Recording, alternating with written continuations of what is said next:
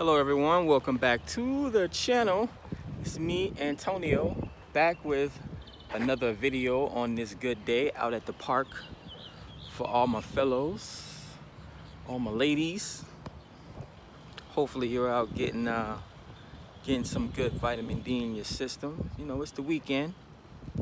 Hopefully you had a good week and let the stress and the frustration roll off your shoulders. So, yeah, I ain't been out in the park for a while, man. So I wanted to get out today and shoot a video for you guys today. More on the 7 universal laws, or 7 universal principles.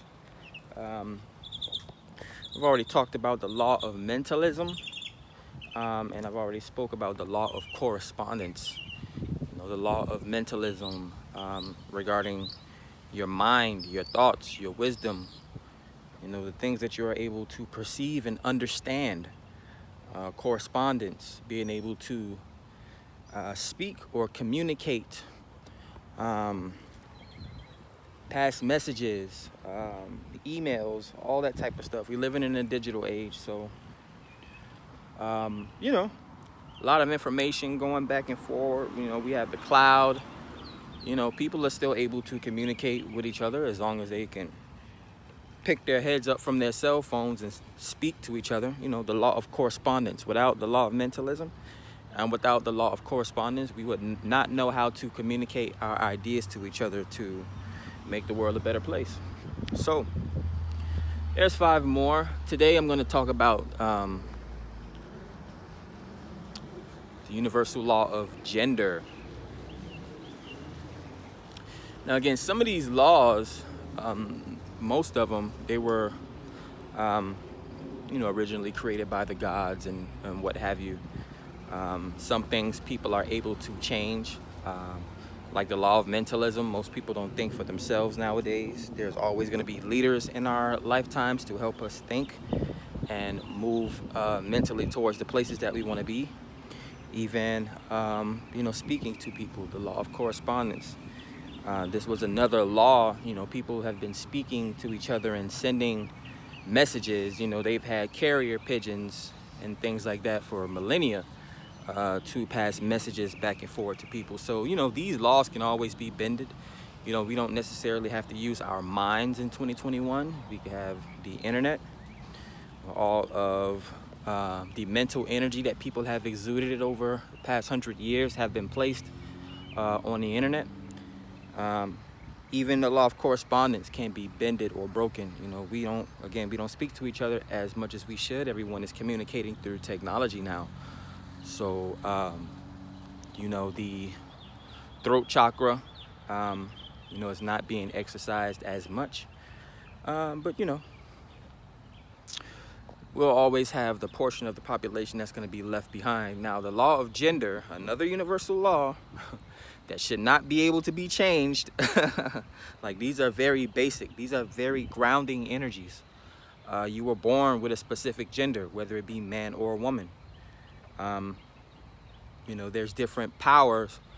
There's different responsibility. There's a certain awareness or mindfulness that comes with your gender. You know, men are all about building, all about masculinity, war, knowledge, knowing things, creating abundance. And, the female gender, the girls or the women, these are our master teachers.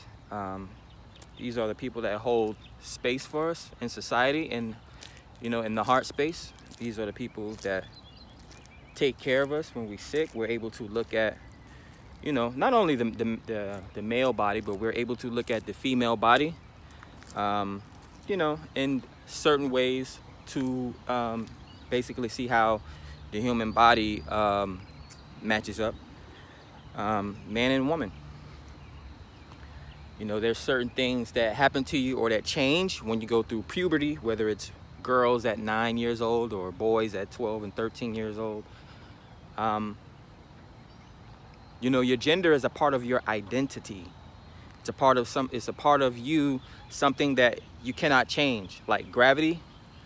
People are not supposed to be able to change gravity or manipulate gravity, but you know, we've come a long way to be able to indeed, you know, we have different places that we can go to mess around with gravity and things like that. All these fun houses and all these different science bases and things like that, where they are able to train the future astronauts and things like that, simulating gravity in different ways and in different places. So yeah, those laws can be changed, just like the law of mentalism, just like the law of correspondence, just like the law of gender. People are manipulating their gene pool nowadays, not only through vaccines and all types of medicines and medications and things like that. People are being manipulated, their gender are being manipulated through the things that they hear, the things that they see, you know, the things that they eat. You know, soy is very bad for the human body, especially males. But, you know, I'm not going to get into the whole science of that thing. I just wanted to just kind of brush over these 7 universal principles. But yeah, your gender is very important. We look at men as the leaders. We look at women as the healers. It's been made that way for a reason. Sometimes people can indeed block off their life path when they focus or deviate from these different universal laws and principles. You can affect the children, the future, and, you know, in different ways. I mean, if there's a certain reason why we have 2 genders. If we only had one gender, this race hasn't come along far enough to be able to produce asexually. I mean, we started as single cell organisms, but we started to vibrate differently over time. So yeah, gender is indeed very important. They ask you your gender on your job applications. They ask you your gender when you're on Facebook. You can go in people's profiles and see their genders and things like that. Very basic, but people don't pay attention to these things. People don't realize that they can't put the power to choose your gender, which has already been chosen for you, in the hands of 7 and 8 year olds. You're not going to put a gun in a 7 and 8 year old hands and tell them to do all this. You're not going to put $1 billion bank account into a 7, 8 year old's hands and let them decide what they want to do. So why are we mixing and mashing our futures, disrupting the natural order and the 7 universal principles by allowing or by putting our boys in a box, making them more feminine, putting too much stress and responsibilities on our young women. We're making them over sexualized and hyper masculine. But you know, that is not the way of things. You know, men have muscle. Men, you know, they go after knowledge. Men, you know, they spread their seeds. You know, these are all masculine things. Competing and things like that. You know, women, you know, their soft voice, you know, their long hair, you know, their slim waist and things like that. You know, the way they're able to make you feel when they sing to you or they cater to you.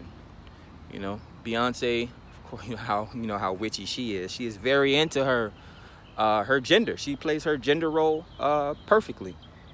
As well as other men. Other men in history have played their gender roles perfectly. This, you know, we look to these people. This is the way of the world. But yeah, hopefully you kind of understand. Hopefully you kind of get it. Another universal law, one that should not be changed or flip-flopped. I mean, things have been going fine for millions of years without people trying to change the original or the natural laws of the universe. It's not going to end very well for a lot of folks. There's a lot of karma. Again, you know, those that come to this planet and use their gifts in a way that they should not be using their gifts will be punished. You know, they may look back on the error of their ways, and, you know, people have, you know, they're always on their deathbeds, and they always have, you know, their regrets and things like that, or things that they wish they would have done. You know, fathers abandoning their daughters, friendships crumbling due to small idealistic things. Like people can't get on one accord when it comes to gender. It should be a common sense thing. Boys should be treated like boys. Men should be treated like men. Girls should be treated like girls. Women should be treated like women. Now you label yourself how you want to be labeled, and you got to take those labels and those titles and those declarations. You have to take all the energy and the karma that comes with those names and labels and titles. So when people don't want to be judged because they feel like halfway through their life they want to change their gender to something else, they're going to have to deal with the rest of the world, and the rest of the world is going to have to deal with them. You know, we're not concerned, well, I'm personally not concerned what goes on in another man's pants or in another man's bedroom. So there's no need for all these LGBT, whatever, people, all these letters of the alphabet to come out in the public and, you know, just be overly flamboyant. You know, we seem to forget that Bati boys used to get beat up and tortured in the late 80s, early 90s, throughout the 90s. But now, you know, a lot of these people are so flamboyant and doing so much and so out in the open that we have Me Too. I don't know how many Me Too cases I could have put on somebody if we had a male Me Too. And I done had women grab me. I done had women talk reckless to me. I done had women send me all types of, I don't know, thinking they was gonna get my attention. Like, I'm a grown man. It takes more than ass shaking for you to get my attention. Like, you're just wasting my time. So, you know, that's life. You know, men have to be able to stand in their masculine power and direct people, manage people, let people know, you know, everything that glitters ain't gold. You know, that not every piece of forbidden fruit is sweet and is going to grant you what you think you want. Most people out in the world don't know what they want. When was the last time someone picked up a dictionary? Or when was the last time someone even Googled the word? Like, when you hear things that you don't know, you don't just keep running your mouth and rambling and saying, yeah, You actually have to put in the work. You actually have to put in the sweat equity. You know, we have to use these different energies and these different principles around us. You have to be aware of your energies and your chakra system. You know, if you're not able to think right or sleep right or whatever the case may be, if you're not able to eat, you know, there may be some areas in your body that need, you know, your attention. Your chakras may need to be realigned. Even with the 7 deadly sins, we're not using that as a path to walk on. We're using that as a path to see the things that you do and don't want in your life, the energies that you don't want around you. Just like the 7 universal principles. You know, laws that have been walking side by side with man since the beginning of the time, including Ezekiel's wheel. So yeah, just be aware, be mindful, be present. Keep a clear channel, be open-minded, always try to learn something new every day. You know, you want to keep the gears in that brain going. It's just like retirement. You know, once a 65-year-old retires and they're in their rocking chair in front of their house every day, you know, they die within the first 2 to 5 years because their body becomes stagnant, the blood is not flowing, they don't have anything to do. So you have to keep your mind going. You have to keep exercising your mind. For me, it's the easiest thing in the world because I've been born with my mind running 1,000,000 miles an hour. So I'm always asking myself or telling myself, you know, something new every day, you know, asking myself and learning something new every day. And, you know, we come a long way, man. Remember when I was a child, I had a fear of, my way back to the house, I had a fear of speaking in the crowds like most people. That's the #1 fear across this world, you know, public speaking and spiders and things like that and heights. You know, the more knowledge we have, you realize you can use it in different ways. You have a knowledge of public speaking, use your mind, use your imagination, use your perception. Imagine that crowd of 1,000 people in front of you is a bunch of naked pigs. I halfway tried that, you know. And I got my first car at age 23, 24. I drove through America. Unfortunately, one state before getting back home, I ran out of gas. So being stuck in, what was it, South Carolina, a state that I had never been before. You know, I went to a church and they directed me to an A&A meeting, I think it was, at some other bigger church. Ironically, you know, had a liver transplant because the doctor said it looks like I have the liver of a 70-year-old man that's been drinking hard alcohol his entire life, even though I never had a drink of alcohol. But I got my first car and I ended up in South Carolina. No gas to get back to Florida. So I ended up speaking at this big mega church, an A&A meeting, Alcoholics Anonymous type of meeting. And, you know, I gave my whole speech about I just want to make it back home. And, you know, my whole thing about never, ever drinking a drop of liquor my whole entire life up to that point. And, you know, just a lot of confessions and testimonies and things like that. A lot of people were interested in my speech. They were interested in the things that I had to say.